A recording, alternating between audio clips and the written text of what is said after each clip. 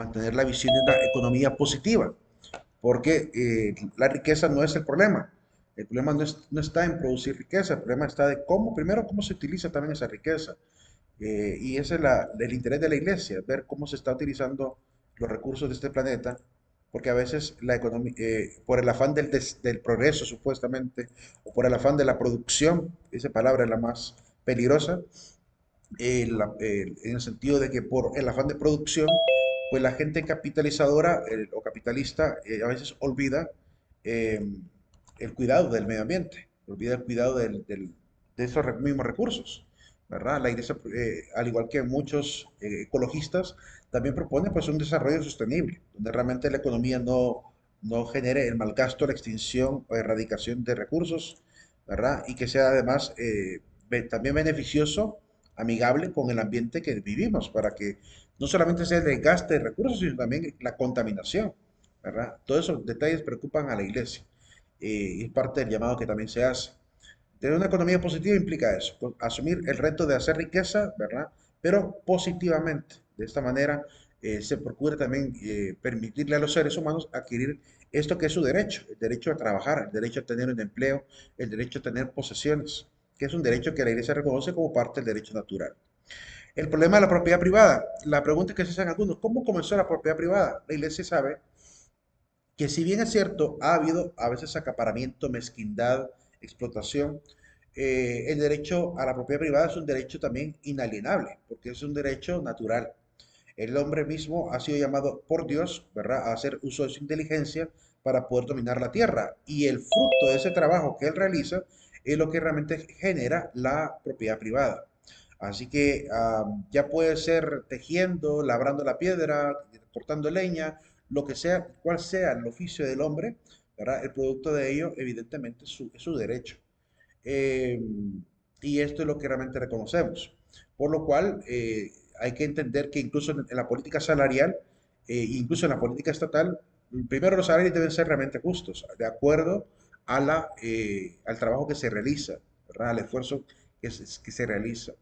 Y si es posible, hasta un poco más. Si la economía y la riqueza lo permiten, pues también un poco más. Que es lo que hacen normalmente las empresas responsables, ¿verdad? Que de repente el trabajo no es extenuante, pero logran pagar bastante bien porque la acumulación de riqueza es bastante rápida, efectiva, y por eso logran dar una buena economía también a sus empleados. Y por otro lado, está el tema de, primero, de no convertir el trabajo en algo que nos genere esta adicción, ¿verdad? Que nos haga olvidar también las relaciones humanas familiares, el respeto a la intimidad de la familia, que a veces llevamos el trabajo incluso al hogar. Y en tercer lugar, también el aspecto de que la propiedad privada, siendo un derecho inalienable, el Estado no puede usurpar ese derecho, ni siquiera por el afán de una justicia social. Tiene que tener, obviamente, esa capacidad de no entrar de manera arbitraria a querer usurpar los derechos del trabajador. Más adelante hablaremos un poquito de esa parte salarial. El problema de la propiedad privada. La tradición cristiana pues ha aceptado, ¿verdad?, que ese es un derecho absoluto e intocable.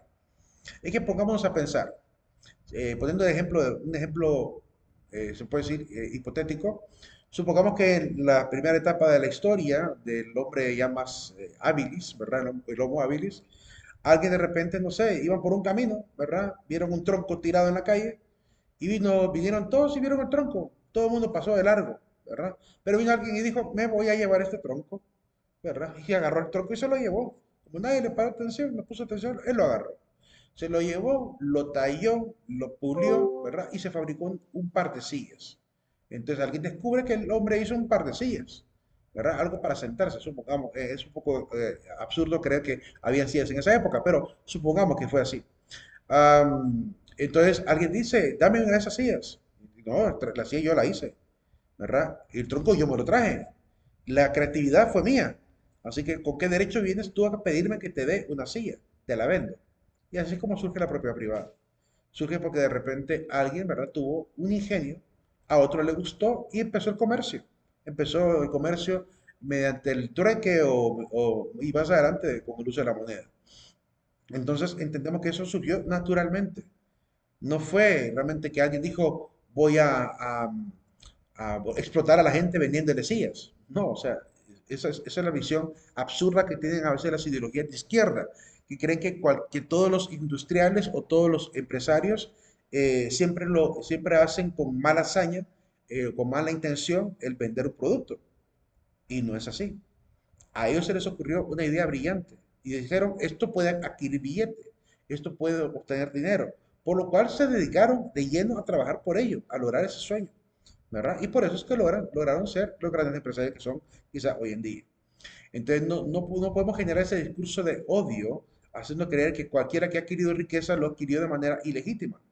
Porque desde el primer momento en que alguien dijo, esta silla yo la hice o esta flauta yo la hice, ¿verdad? La vendo y alguien dijo, yo la compro al precio que tú lo dices, te doy una manta por esa flauta. Es decir, desde ese momento empieza el tema de la propiedad privada a funcionar de manera muy natural, ¿verdad? Se habla de que los mayas, por ejemplo, tenían el trueque para intercambiar productos, de acuerdo a lo que cada uno consideraba, ¿verdad? Te doy 3 tortugas por ese pescado, ¿no? Por decir algo, ¿verdad? Entonces, esa era la manera como comienza también la propiedad privada en medio de los pueblos aborígenes de este continente. Em, por lo cual, no podemos generar ese discurso de odio contra todo aquel que tuvo una intención de producir algo diferente. Entonces, en ese sentido, la iglesia siempre ha hablado que, bueno, todos tenemos derecho al bien común, pero también todos tienen derecho a la ganancia por aquello que es propiedad privada que se pone al servicio de los demás. Tengo yo de repente, vaya, alguien de repente, por decir algo, en el pasado los indígenas repartieron territorios a las familias, como comúnmente era. El cacique determinaba este pedacito para ti, este para ti, este para ti. Y de generación en generación pasó aquel pedazo de terreno, ¿verdad? Como parte de la familia, como patrimonio familiar. Mientras perduren vitaliciamente los herederos de esa familia, el terreno sigue siendo parte de la familia. Y supongamos que de repente cambió el sistema de cacicazgo a un sistema más democrático. ¿Ok? El terreno sigue siendo parte de mi familia, por derecho histórico sigue siendo parte de la familia. Y de repente a mí se me ocurre, bueno, en ese terreno construir de repente, no, por así decirlo, una escuela, ¿verdad? Y empezar a hacer una escuela privada. Entonces, esa ganancia, ese dinero que voy adquiriendo por aquel terreno sigue siendo legítimo. Entonces, hay mucha gente que ha tenido esas oportunidades. Así como se narra en esa historia hipotética, hay gente que ha tenido esas oportunidades, que ha heredado circunstancias del pasado, ¿verdad? Hay que recordar también que el Imperio Español, cuando estuvo gobernando América, también hizo repartición de territorios, ¿verdad? Ahí constan los documentos coloniales. De tal pedazo de terreno a tal familia, tal pedazo de terreno a tal familia. Hacen la venta de los territorios, ¿verdad? A través de la corona española. Así que muchas familias de estos llegaron a tener por herencia esos territorios, ¿verdad? Pero fue desde una obtención que se consideraba para aquel entonces legítima, porque quien lo administraba era la corona, era la autoridad máxima en aquel momento. Eh, Evidentemente, algunos dirán, ah, y la usurpación de los territorios de los indígenas. Hay que ser muy francos, no todos los territorios de los indígenas fueron dominados por los españoles. Es decir, había lugares donde ni siquiera había indígenas. Por ejemplo, allá por el Valle de Comayagua no había indígenas. Van a tener que luchar los indígenas de Lempira, van a tener que ir hasta allá, Comayagua, van a viajar hasta Comayagua para ir a quemar los asentamientos españoles, no querían vecinos. Pero ese territorio prácticamente no era de nadie. O sea, nadie decía, este es mi territorio. Y tampoco fue que el español llegó ahí a Comayagua y sacó a todos los indígenas. No, de hecho los indígenas estaban más al sur. Estaban allá en Coyucutena, en Piraera, en esos territorios estaban la mayoría de indígenas lencas. En la parte central de ahí Comayagua no había asentamiento de indígenas, según se narra. Entonces significa que fue un derecho, ¿verdad? De parte de la corona quedarse ahí, en un lugar donde nadie estaba viviendo y nadie estaba cultivando. Entonces no es cierto que siempre fue usurpación de tierra como muchos pretenden hacer creer. Por ejemplo, miren Copas Ruinas. Copas Ruinas, ahí seguramente hubo algunos indígenas viviendo y ahí no hubo asentamientos en las meras ruinas de Copán, no que al lejos de las ruinas de Copán, un poquito apartado, fundaron Copas Ruinas, ¿verdad? Un poquito lejos del lugar. Entonces, no es cierto que siempre hubo usurpación de tierra como hacen o pretenden hacer creer algunos que se lanzan contra la hispanidad. Ayer, por ejemplo, la red se saturó tremendamente de gente repudiando el Día de la Hispanidad. De hecho, a mí siempre me gustaba entrar a esos debates y desenmascarar muchas cosas, pero lo único que escribí, y eso fue hoy en la mañana, que vi todavía una publicación de alguien que decía, los españoles no descubrieron América, sino que la conquistaron y saquearon.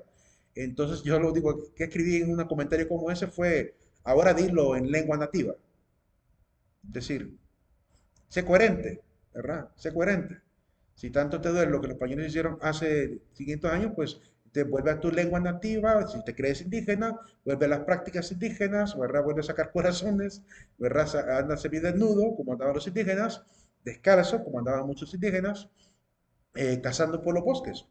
Nadie te obliga a estar viviendo la circunstancia de la civilización española, que dejó obviamente un gran legado y que nos permitió tener el tipo de casas y vivienda que tenemos hoy, la costumbre de tener carreteras, el sistema político. Nadie te obliga a vivir así. Si alguien quiere vivir como un indígena, se puede ir a la grande montaña de allá, por la zona Misquita, la zona no sé, de Intibucá, arriba en la montaña de la Esperanza. Vaya a vivir allá, si quiere vivir como indígena. Pero yo creo que hay que aprender a pasar página y darse cuenta que hemos heredado esa civilización. Nos gusta o no nos gusta. Entonces, de cierta manera, hemos caído a veces en ese tipo de discursos de odio contra algo que no se va a poder cambiar y siguen todavía lloriqueando por lo que pasó hace 500 años. Pero ni siquiera los japoneses lloriquean tanto por el tema de las bombas atómicas de hace 70 años. Y nosotros aquí seguimos llorando por lo que pasó hace 500. Entonces me parece que hay que aprender a ser más coherentes en la vida, porque a veces la gente por likes y por cosas así, le gusta generar ese tipo de debates infructuosos, absurdos, que no ayudan en nada a la civilización contemporánea. Estaban debatiendo ayer, el Día de la Raza, sí, el Día de la Raza de Hispanidad, estaban debatiendo sobre si los españoles trajeron la civilización o no a América, ¿verdad? Incluso un joven que compartió una imagen con concepto de civilización, como queriendo callar a alguien, a un forista, le demanda el concepto de civilización capturado de internet. Y le dice, espero que no sea mucho texto, le dice de forma sarcástica. Y, y el abogado, que lo conozco muy bien, le dice, para usted es demasiado ese concepto. Pobrecito, le dice el abogado. Entonces le responde de forma irónica también. Y yo simplemente veo que el chico comparte el concepto de civilización como para querer justificar y decir que los mayas tenían una civilización avanzada al mismo nivel que los españoles, cuestión que también era absurda. Es completamente absurdo. Incluso el mismo concepto claramente dice, se distingue con el concepto de civilización aquella que supera a otra cultura. O sea, civilización es una cultura que supera a otra cultura. ¿Ok? Según esa definición. Es interesante cómo a veces comparten ese tipo de conceptos sin entenderlos, ¿verdad? Y es parte de lo que a veces se vive. Volviendo al tema de la propiedad privada, es un derecho. Aunque hayan sido hijos de españoles, aunque hayan sido hijos de cualquier invasor, es un derecho que al final va a quedar y se vuelve parte de una legislatura, ¿verdad? Entonces no podemos seguir generando esos discursos de odio para quien realmente tiene esos derechos de propiedad. Ahora bien, el Estado contemporáneamente tiene que velar porque esos derechos de propiedad, primero, sean legales, sean realmente legales, que hayan sido adquiridos, ¿verdad? Que tengan que tengan título de compra, por lo menos. Ahora, si alguien tiene un terreno y no tiene ni siquiera título de compra, ahí el Estado tiene que administrar esa parte y tiene que obviamente, tomar ese terreno, recuperar esas tierras. Pero hoy en día ya casi no hay casos así. No hay un caso de que alguien se haya quedado con un pedazo de terreno sin tener papeles de ello. Durante la época colonial se trató de organizar muy bien todo eso. Entonces, incluso apareció en la época colonial la famosa empresa de rescate que consistía en lo siguiente. Quizá que de repente había usurpado el derecho de la corona, diciendo, este territorio me pertenece, por obligación legislativa de la corona, tenía que devolver ese territorio a la corona y a cambio se le iba a dar una cuantas moneditas o dinero de manera simbólica como un rescate de esas tierras que le pertenecen a la corona española. O sea que ni siquiera la gente que vino a saquear se quedó con esos territorios, porque la misma corona prácticamente volvió a recuperar esas tierras a nombre de la corona para después empezar a distribuirlas de manera legal, para que cada uno pudiera comprar el terreno si quería comprarlo, pero hicieron esa tarea de la empresa de rescate para recuperar los territorios de aquellos que se hacían llamar conquistadores y que no era una potestad que la corona había dado. La corona nunca mandó conquistadores, mandó expedicionistas para poder abrir una ruta comercial. Ellos se autoadjudicaron el título de conquistadores. No fue una orden de parte de la corona. El mismo Bartolomé de las Casas, cuando habla de los hechos que ocurrieron en América, dice claramente que estos hombres se hacían llamar así y que a sus campañas le llamaban conquistas. Él mismo le denuncia al rey, le dice, mire que aquí la gente está diciendo que son conquistadores y que están haciendo conquistas. Lean esa verísima historia sobre la extinción de los pueblos de América de Bartolomé de las Casas, para que vean que él mismo siendo español le desenmascara lo que aquí está pasando. La corona ni cuenta se daba de lo que estaba pasando acá. Y hay que decir que era lógico, tenían que viajar 4 meses aproximadamente entre América y España para poder llegar a informar.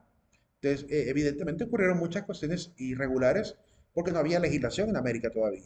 Tuvieron que mandar a adelantados, a intendentes coloniales para empezar a organizar todas las cosas y evitar lo que estaba ocurriendo. Entonces, la empresa de rescate evitó que hubiera usurpación de territorios, explotación de territorios sin el derecho, ¿verdad? Eso permitió la legalización de la posesión en América.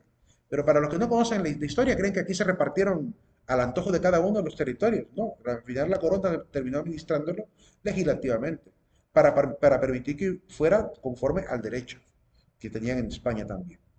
Entonces, esos son los detalles que a veces se olvidan mencionar, ¿verdad? En este sentido, la Iglesia reconoce, bueno, que cada quien tiene derecho a su propia privada, pero hay que volver a mencionar lo que dijimos el día de ayer. Está subordinado al principio del bien común. Es decir, si hubiera necesidad de algo urgente, el territorio o el bien que alguien posea tendría que ser puesto al bien común, si hubiese la necesidad urgente. Tiene que estar bien constatada esa urgencia, ¿verdad? Y no solo porque autoritariamente el gobierno desea quitar el derecho. Este principio reafirma la opción preferencial por los pobres. En este caso, la iglesia hace el llamado pues, a los que ya tienen posesiones, propiedades, a que no olviden esta preferencia, servir al más desposeído.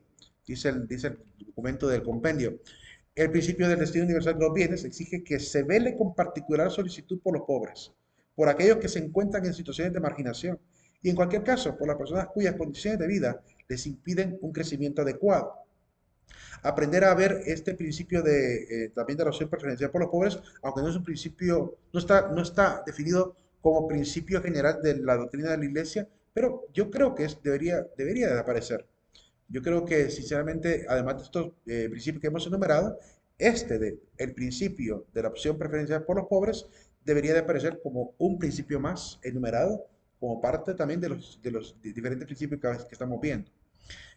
Porque en realidad es fundamental realmente no olvidar este principio, que realmente la tarea de la iglesia también está en función de los pobres. Hay quienes incluso ah, en la época, por ejemplo, de Monseñor Romero, según las biografías y también las películas que han hecho de él, aparecen algunos ricos reclamando a Monseñor Romero que por qué solamente se pone del lado de los pobres y no de parte de ellos también, porque ellos también son pueblo. Le hacen ese reclamo a Monseñor Romero.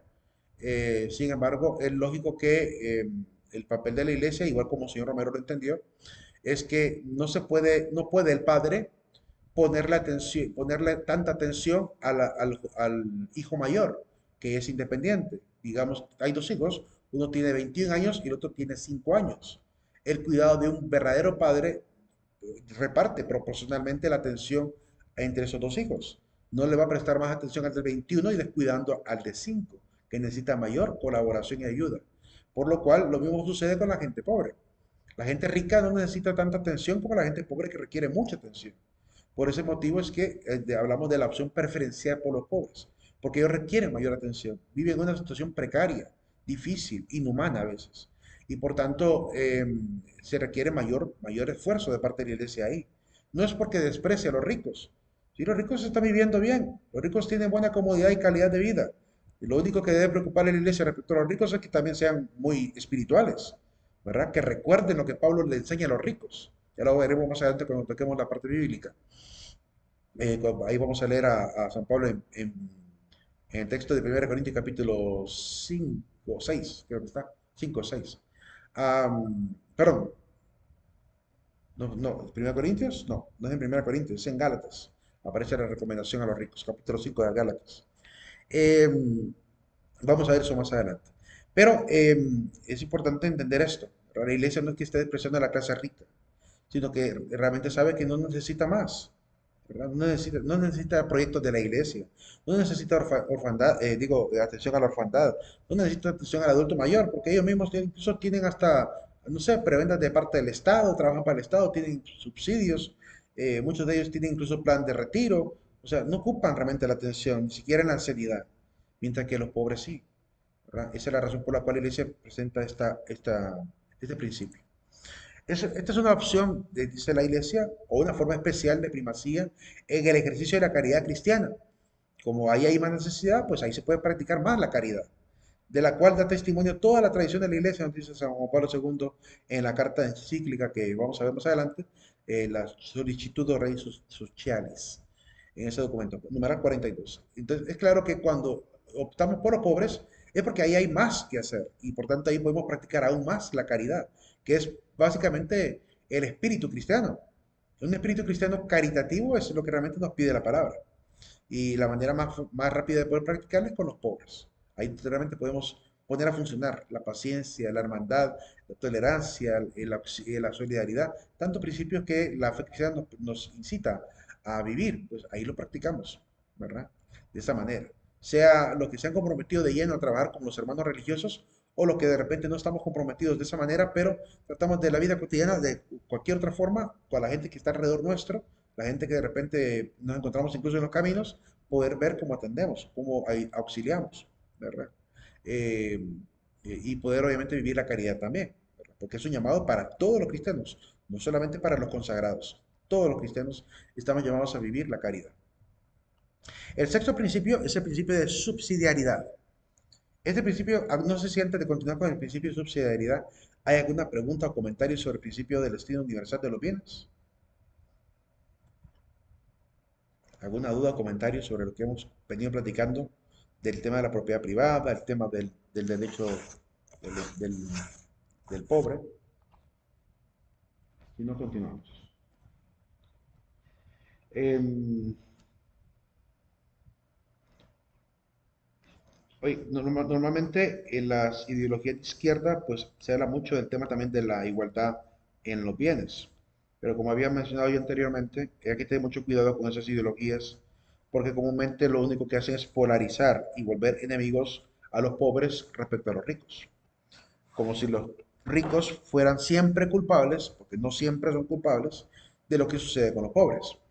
Y como si los pobres no tuvieran también una responsabilidad personal también, por buscar también la misma superación. Con esto no quiero decir que el pobre sea pobre porque quiere, porque la iglesia también se opone a esa premisa. El pobre no es pobre porque quiere, porque comprendemos que hay también estructuras de pecado en este mundo que imposibilitan que de repente el pobre tenga las oportunidades para salir adelante.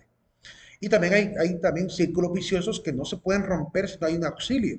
Es decir, van a seguir tirando manotadas de ahogados los hermanos en la pobreza mientras no hay un salvavidas. Tiene que haber un salvavidas, porque a veces no hay alternativa.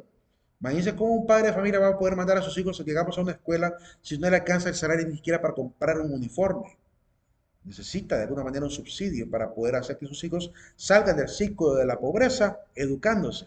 ¿Cómo vamos a lograr eso si no se le da auxilio respecto a la vestimenta de los hijos? O quitando, o quitando también de las escuelas esa absurda regla de usar uniforme. Porque para mí, en mi opinión muy personal, que aquí no es cosa de la iglesia, es mi opinión muy personal, que para mí los uniformes de las escuelas y colegios son un obstáculo para que todos los pobres puedan acceder a la educación. Lo mismo que esas escuelas que le piden tremendo listado de materiales a los hipócritas. Me parece que la educación, a muchos maestros se les ha olvidado y a muchas instituciones se les ha olvidado que la educación primaria es una necesidad urgente en estos países y por lo cual no pueden empezar a pedir este tipo de requisitos. Si toca que enseñarle al cipote ahí con hojas recicladas, toca que enseñarle con hojas recicladas. Pero no se puede venir a exigirle a un padre de familia que tiene que traer esta lista de útiles escolares, como hacen muchas escuelas. Entonces, ¿dónde queda el trabajo educativo realmente que urge? ¿Dónde queda ese objetivo del milenio de acabar con el analfabetismo? ¿De qué manera? Si estamos siendo elitistas al momento de educar también. Me refiero a la primaria. Obviamente las demás universidades y colegios tienen su forma muy privada de actuar y cada uno accede según las condiciones de su propia vida si puede o no puede acceder a una universidad. Eso es algo que ya está catalogado a nivel internacional, que es apenas dicen que es el 1 o 2% de la población, por lo menos en estos países latinoamericanos, los que tienen la oportunidad de ir hasta universidades. Así que sabemos que de por sí ya es un privilegio ir a una universidad, pero en la primaria no puede ser un privilegio. En la primaria debe ser un bien común para todos. Y por ese motivo, recordemos lo que la primera intención de un hombre como Morazán. Morazán quería que la educación fuera laica, gratuita y obligatoria. ¿Qué significa? Que los hijos sí o sí tienen que ir a la escuela, tengan o no tengan útiles escolares, tengan o no tengan uniforme, tienen que ir a la escuela. Y de alguna manera, el mismo colegio, la misma escuela, tiene que velar de alguna forma para que estos chicos no falten a la escuela solo porque no tienen mochila o no tienen uniforme, aunque sea una bolsita se les regala, aunque sea algo para que puedan transportar. Eh, pero tiene que haber subsidio de parte del Estado en ese sentido, ¿verdad? Si dejamos que el padre busque todo, me parece que realmente nunca vamos a salir de este ciclo vicioso de la pobreza. No se les está ayudando. Muchos padres, cuando uno pregunta, ¿y su hijo por qué no va a la escuela? Es que no tenemos para comprarle zapatos y el uniforme. Esa es la excusa. Y tienen toda la razón. Yo recuerdo a antaño, en los años 80, yo tuve compañeros que asistieron junto conmigo durante mis 7 años de estudio a Chuña. Sí, a veces sin zapatos, pero iban a la escuela, ¿verdad? Y hoy son hombres y mujeres de bien, porque tuvieron la oportunidad de estudiar y los maestros no anduvieron ahí con esa tontería de decirle, ¿por qué vienes sin zapatos? ¿Verdad? No, respetaban la vida de cada uno, respetaban la realidad de cada uno y les permitían acceder al aula con o sin uniforme.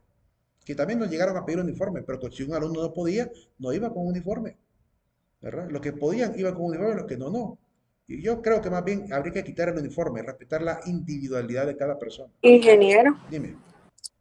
Y lo que pasa también que ahora los papás no lo dejan porque dicen que, ah, no, qué pena, que van a hablar de mi hijo, o que no sé qué. O sea, los mismos papás a veces son parte de que el joven de hoy en día no quiere superarse. También. Porque, bueno, yo tengo unos vecinitos que ellos tienen la posibilidad, pero los papás no lo orientan, no los impulsan. Entonces, a veces, como usted dice, es importante también la influencia del padre, porque para uno poder salir de donde está y querer superarse, no solo uno mismo como niño o como joven, sino que tiene que estar el papá también.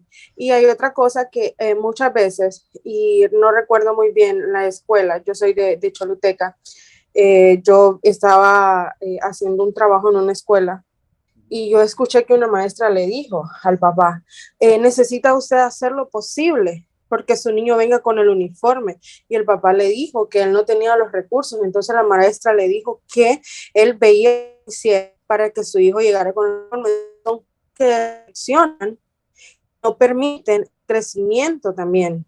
Sí. Porque imagínense, ¿cómo voy a venir a decirle que necesita, necesito que su hijo venga así, si yo no tengo la capacidad, en vez de decir, ok, vamos a aceptarlo, como dice usted, y la institución, junto con el Estado, velar por eso. Exactamente.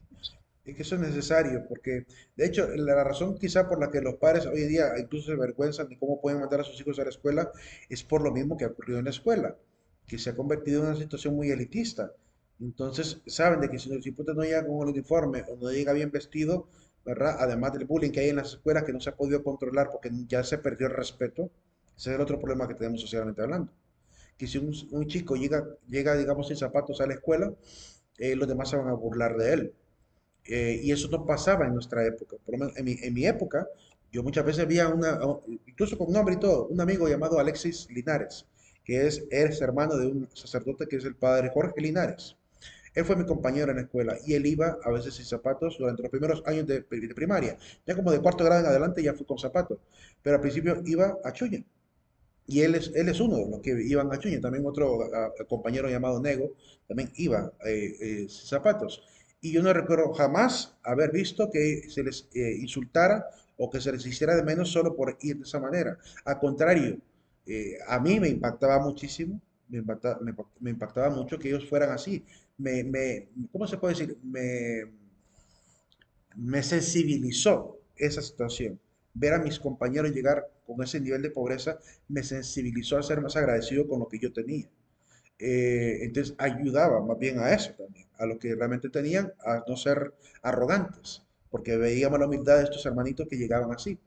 Eh, y es parte, pero hoy en día con el hecho de que ni siquiera el maestro lo respetan, está bien difícil realmente lograr nuevamente esa cultura, donde se respete la individualidad y la realidad de cada una de las personas.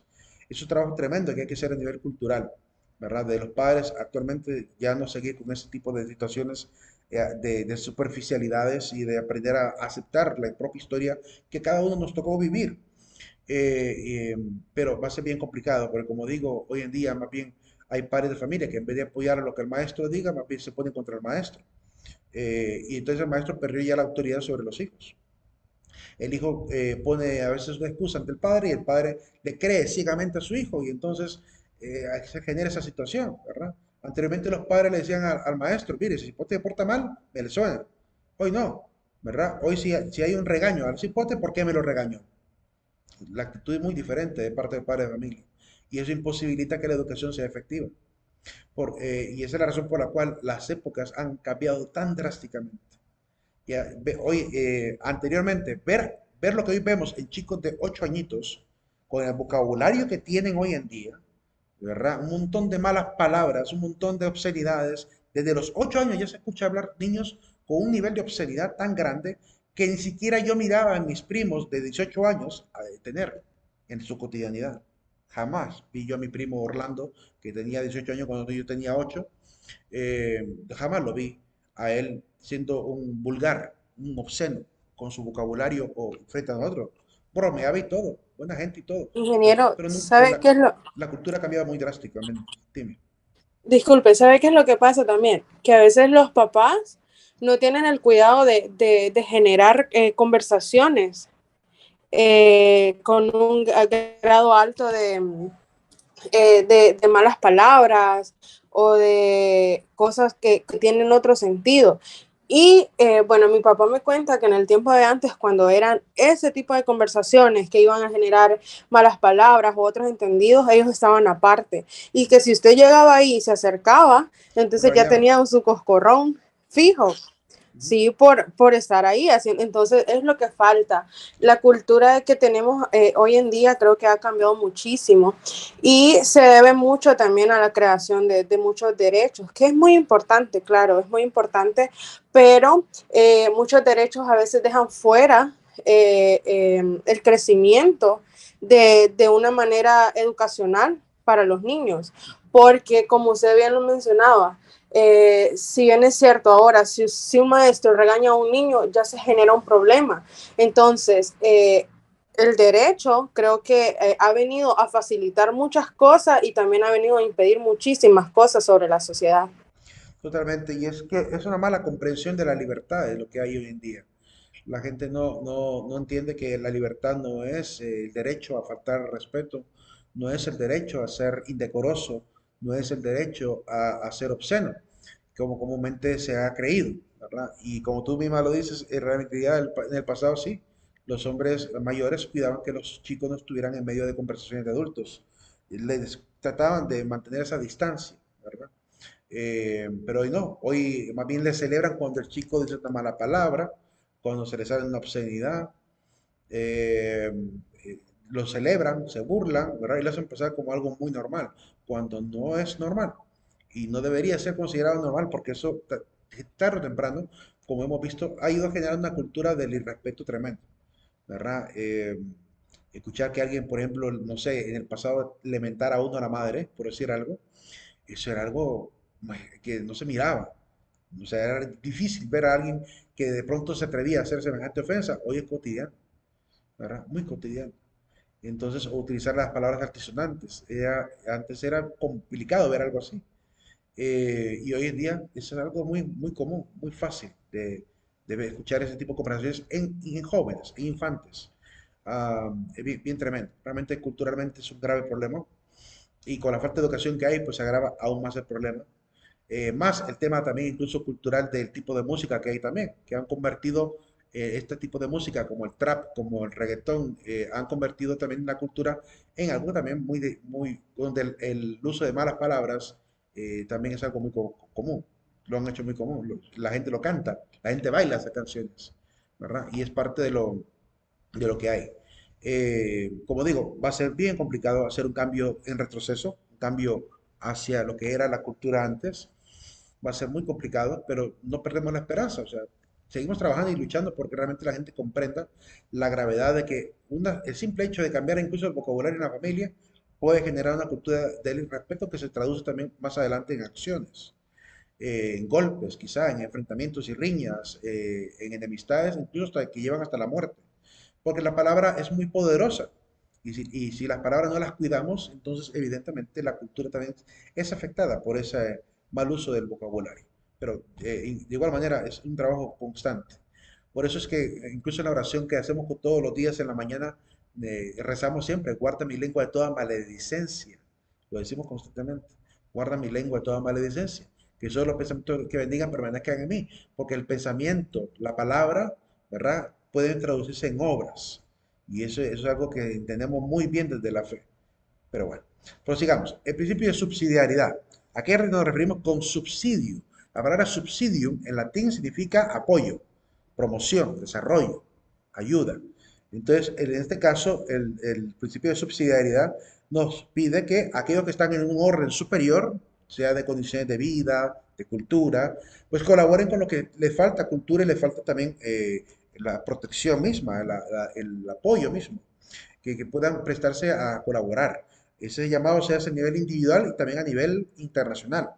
Que a nivel individual, pues que los ricos ayuden a los pobres, que los conocedores ayuden a que no conocen, y en el caso a nivel de la política internacional, que los países desarrollados ayuden a los subdesarrollados. En ese sentido, la iglesia pues habla del llamado, bueno, incita a estar a servicio de lo más desprotegido a los menores, como les solemos llamar, a los pobres, en este caso, o a los que tienen también eh, necesidad de conocimiento.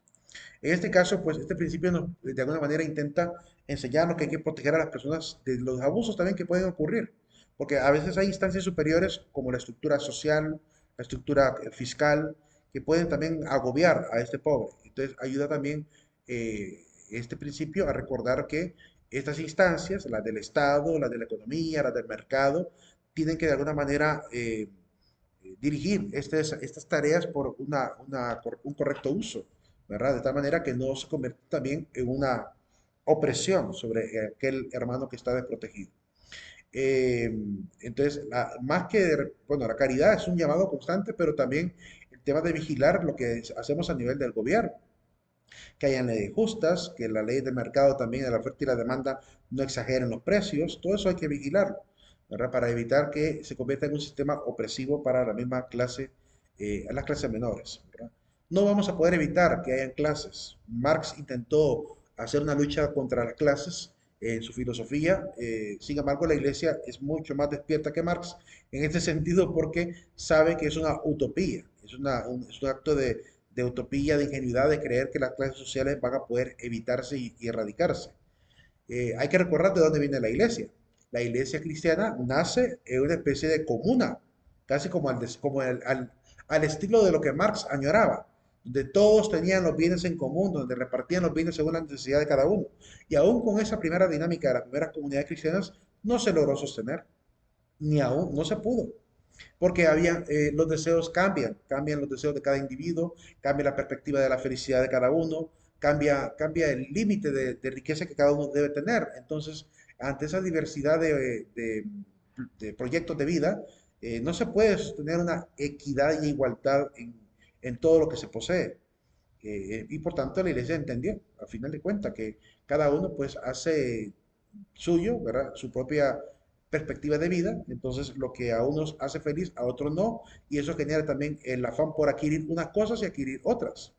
Quizá a alguien le hace muy feliz ser alguien muy bien educado y formado, y de repente por eso no se esfuerza por la parte de obtención de riqueza material, mientras que otro buscará en la riqueza material el afán de la alegría y felicidad de su vida.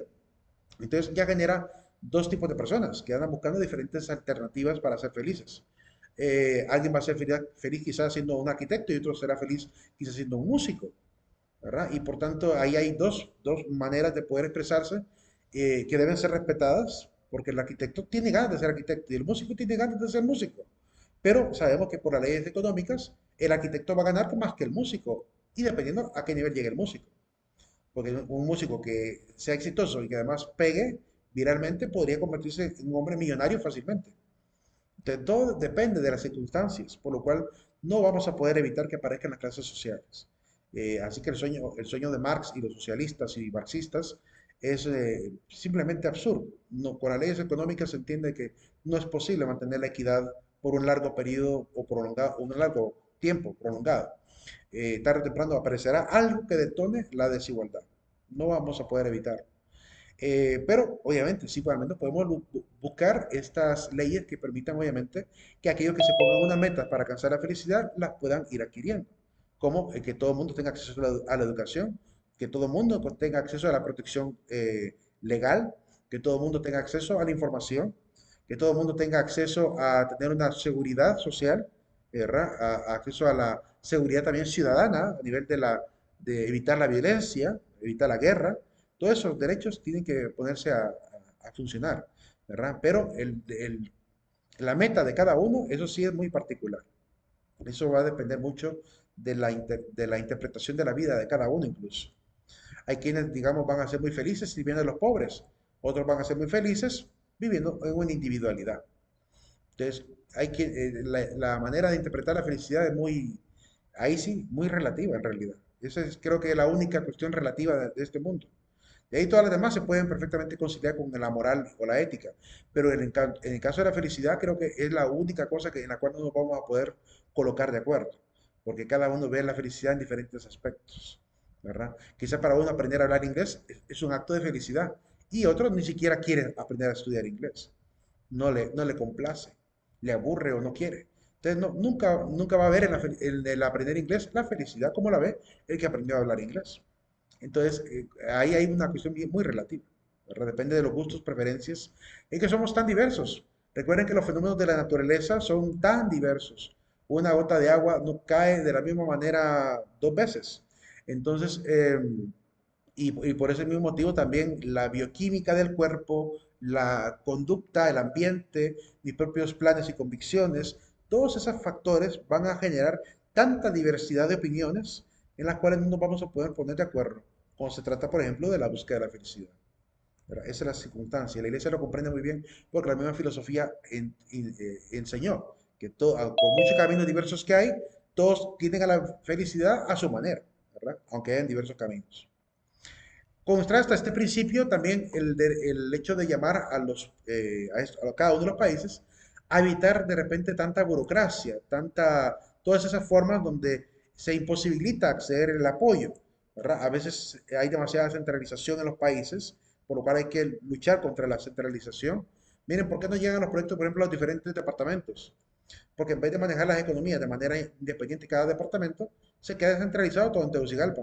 Y cuando le ronquen ganas allá a los de Tegucigalpa mandar el dinero para las diferentes comunidades, llegarán los proyectos a las diferentes diputaciones y alcaldías. En la época de cuando Miguel Zelaya dejó el poder, no, mejor dicho, lo quitaron del poder, pudimos ver cómo el señor Micheletti, ¿verdad? Junto con Gabriela, se me acaba el apellido, nombre, Castellanos, Gabriela Castellano, que se llama, creo que se llama, la que estuvo como mano derecha en la parte económica, eh, mediante cadena nacional, demostraron que habían muchas alcaldías en este país a los cuales se le debía meses, 5, 6, 7 meses, que el presupuesto nacional nunca les llegó. Entonces se dedicaron en cadena nacional a empezar a entregar a diferentes alcaldías y diferentes diputaciones aquellos proyectos que habían quedado atrasados. Con eso desenmascararon lo que realmente había pasado. Es decir, estaban volviendo económicamente fuertes a nivel del gobierno porque no estaban repartiendo el dinero como tenía que repartirse. Entonces había un atraso tremendo, ¿verdad? De que los proyectos por eso a veces no llegan, porque se quedan ahí encerrados.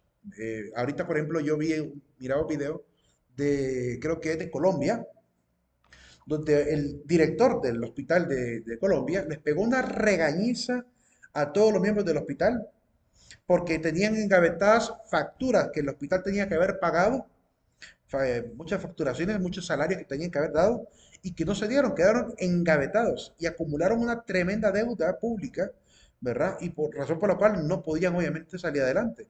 Se pasaban quejándose que no teníamos casa, que no tenemos esto, que no tenemos lo otro. ¿Pero por qué? Porque no le daban agilidad a los procesos como tenía que ser. Entonces acumularon una deuda millonaria, que 2.500 millones, que 2.300 millones de deuda por no pagar facturaciones ¿verdad? A los insumos, a los proveedores y a todo lo que realmente venía al hospital.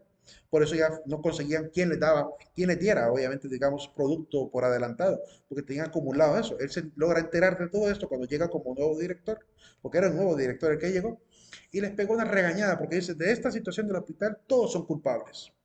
Todos son culpables. Y le pegó una regañada, incluso con palabras altisonantes. Estaba extremadamente enojado, porque dice, no llega el auxilio al enfermo, el medicamento, la gasa, la inyección, no llega a la gente porque ustedes han atrasado esto, lo dejaron allá engavetado, ¿verdad? Que tengo facturas aquí del año 2000 tanto, no cancelaron, que no dieron esa circular para que realmente pudiera generarse ese desarrollo, ¿cómo se puede decir? Orgánico de parte del hospital.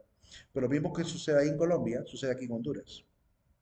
A veces los proyectos no llegan porque hay tremendos atrasos, ¿verdad? Y entonces prefieren canalizar el dinero de las grandes deudas que van acumulando, ¿verdad? Con una parte y dejan de darle a cada uno lo que realmente corresponde. Entonces el gobierno se vuelve prácticamente injusto en ese sentido, porque no practica la justicia de dar a cada uno lo que necesita. Y eso es lo que pasa en ese país. Por eso a veces tardan tanto los proyectos. Porque dicen, no hay pisto, como Omer Zelaya ahorita salió en la luz pública a decir, no hay pisto para la carretera de la Campa, ¿verdad? Le dicen, no hay pisto. Y yo no creo que no haya pisto. ¿Saben por qué le digo que no creo que haya pisto? Más adelante les voy a demostrar por qué digo que en este gobierno en todos los gobiernos ha habido gran cantidad de acceso a miles de millones de lempiras y no llegan a los proyectos a las comunidades simplemente porque no hay voluntad política y se están diluyendo en un montón de cosas fantasmas, planillas fantasmas, ¿verdad? Y pagos a gente quizás por debajo de la mesa, o incluso mal gasto de parte del gobierno. Como nos dimos cuenta recientemente que toda la gente de la cúpula del Congreso Nacional se fueron a vagar a Alemania, como si no hubiera trabajo aquí en Honduras. Se fueron allá a vagar, a pagar grandes hoteles, a comer bien, ¿verdad? ¿Verdad? Cuando aquí hay cosas que hacer en este país, ¿verdad? ¿Por qué no mandan a un solo representante? No que se fueron todos, ahí andaba Luis Redondo, un montón de gente. Toda esa gente que supuestamente luchaba contra la corrupción, ¿verdad? Hace actos que se ven como un acto de corrupción, porque realmente se olvidan realmente de lo que hay que hacer en este país, el trabajo duro que hay que hacer en este país. Ahí nos vamos a quedar jóvenes con esta reflexión. De más día lunes vamos a seguir viendo las demás formas en las cuales hay que seguir luchando con estos elementos. No se olviden de colocar el presente al final. Pasen un excelente día. Aquí, Dime, licenciado, disculpe. te escucho. Dime. No, yo le quería pedir ayuda que en la asistencia inicial no la marqué porque entré tarde, pero no sé si usted la puede marcar. Pero si hay 10 minutos prudenciales para poder colocarlo. Si tienes alguna cuestión por la cual no pudiste hacer, como he pedido, siempre captura en pantalla, me lo mandan por mensaje de WhatsApp y yo les ayudo. Pero tienen que informarme, ¿verdad? Pero solo porque entraron tarde, no, porque hay 10 minutos prudenciales para pasar lista. Dime, Caterín. Ok, gracias. En mi caso, yo tengo problemas porque a veces la plataforma me aparecen como una serie de códigos y bueno, Bueno, si aparece sí eso, se me captúrenlo, me lo mandan y me dicen, miren, no pude colocar la asistencia por esto, esto y esto. Y yo con gusto les ayudo. Pero tiene que constatarse. Gracias. Ok, Disculpe, licenciado, una dime, consulta. dime. Para examen entrará lo que hemos estado viendo esta semana. Quiero ver, nuestro examen estaba planificado para el día miércoles, martes, ¿verdad? Para el día martes. Entonces, el contenido que vimos hasta el día lunes sería lo único que entraría, hasta ahí. Ah, perfecto, licenciado. Muchas En gracias. todo caso, ya les voy a confirmar desde dónde está, dónde vamos a llegar. Ahí lo Ah, pongo en está el bien. chat. Muchas gracias. Bueno, Mejor así estamos más conformes con que nos envíe usted a ver de dónde a dónde. yo les voy a decir, ya pronto les mando. Solo que ahorita voy de corrido a otra clase, por eso es que voy a tardarme este día para mandárselos.